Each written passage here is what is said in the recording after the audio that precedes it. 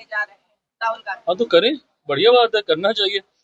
एक लंबे समय के बाद राहुल जी को बिहार की याद आ रही है, अच्छी बात है। ये वही प्रदेश है जिसका नेतृत्व उनकी पार्टी ने, उनके पार्टी के मुख्यमंत्रियों ने लंबे समय तक किया।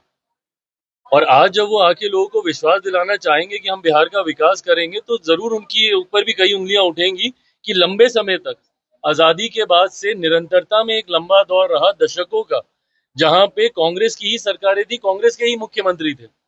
तो उस वक्त क्या हुआ इन समाजों का, उस वक्त क्या हुआ बिहार के विकास का? तो जो कार्य आप उस वक्त नहीं कर पाए, आज आपको वो करने का प्रयास आप कर रहे हैं, अच्छी बात है, जरूर प्रयास करें। दरभंगा में आपने माना कि बिहार में पलायन है, अमूमन इस तरीके के सत्ता पक्ष के नेता कबूल करते नहीं, तो क्या ये माना जाए कि बिहार में पलायन तभी रुकेगा जब बिहारी पक्ष पूर्ण रूप से लागू होगा, और तब होगा जब हम सही बनेंगे? देखिए, पलायन की चिंता ना सिर्फ मुझे, मेरे मुख्यमंत्री नीतीश कुमार जी को भी हमेशा से रही है, और उन्होंने भी कई बार कई मंचों से इस बात को कहा है कि उनका भी ये सपना है कि पलायन पूर्णतः हमारे राज्य से रुके। और बल्कि मैं तो इसमें ऐड करके बोलता हूं कि मैं तो रिवर्स माइग्रेशन चाहता हूं। मैं तो चाहता हूं कि बिहार में ऐसी व्यवस्था बने, जो लोग बिहार से बाहर चले गए थे 90 के उस दशक में, जंगल राज के उस दौर में, जो वापस अपने राज्य वापस नहीं लौट कर आ पाए हैं, जिनकी पीढ़ियां बीत गई हैं दूसरे राज्यों में, और जो आना चाहते हैं। मैं चाहता हूं कि बिहार में हम लोग आने वाले दिनों में एक ऐसी व्यवस्था का हम लोग निर्माण करें, जहां पे ना सिर्फ हम लोग पलायन को पूर्णतः अपने राज्य से रोकें, बल्कि रिवर्स माइग्रेशन शुरू करें, और धीरे धीरे, और मैं हर मन से इस बात को मैं कहता हूं, डबल इंजन की सरकार के यही लाभ होते हैं। कल मैंने एक कार्यक्रम का आयोजन किया, आपने देखा, खाद्य प्रसंस्करण से जुड़ा हुआ इतना बड़ा कार्यक्रम। आज तक हम लोग जाते थे, बिहारी जाते थे दूसरे के दरवाजों पर अपना सामान लेकर कि भैया ले लीजिए, खरीद लीजिए।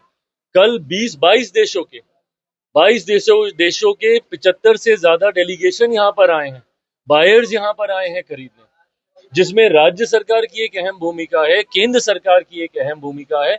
हम दोनों ने मिलकर हैंड एंड ग्लव्स की तरह काम किया, तब हम इस व्यवस्था को दे पाए, जहां पे आज आप चले जाइए, कल जितने भी एग्जीबिटर्स बिहार के थे, जो बिहार के अलग अलग गांव से आए हुए थे, हर एक के पास दुबई में कम से कम, यूएई में कम से कम 4 नाम होंगे, यूरोपियन कंट्रीज में उनके पास 5 नाम होंगे कि कौन कौन बायर है। हर व्यक्ति के पास कम से कम 8 से 10 नाम होंगे, और इन 10 नामों को 20 नामों में बदलेंगे, 20 से 40 वो करेंगे। सोचिए उनके पास कितने बायर्स होंगे।